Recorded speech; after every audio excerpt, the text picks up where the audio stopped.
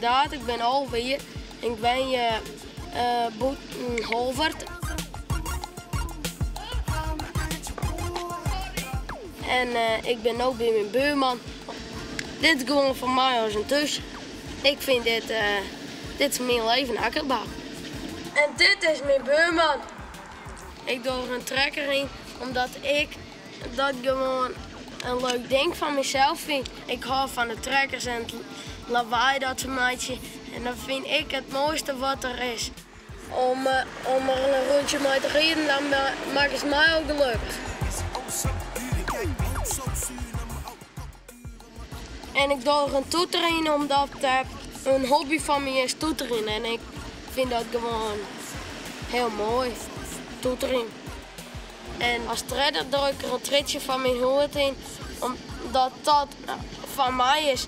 En ik draag hem 99 van de 100 keer draag ik hem, want soms vergeet ik hem. Ja.